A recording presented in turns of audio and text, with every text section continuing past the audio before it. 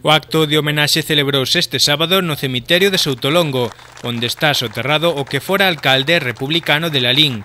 Quixeron participar na honra a Manuel Ferreiro, entre outros, o secretario de organización do PSOE, Pablo García, o subdelegado do goberno, Delfín Fernández, a alcaldesa de Silleda, Paula Fernández, o voceiro socialista de Lalín, Manuel González Ayer, ou o ex-delegado da Xunta, Cristóbal Fernández, que lembrou a figura de Manuel Ferreiro.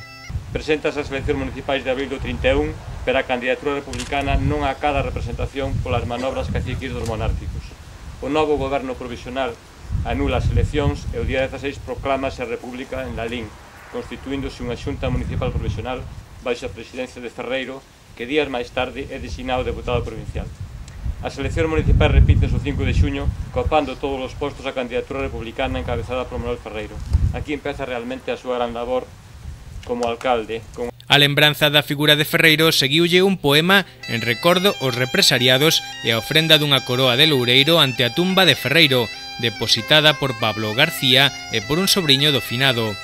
O himno de Galicia, o son da gaita de Alberto Granja, puxo o punto e final o acto de homenaxe, o que seguiu un xantar de confraternidade na praia de Vilatuxe.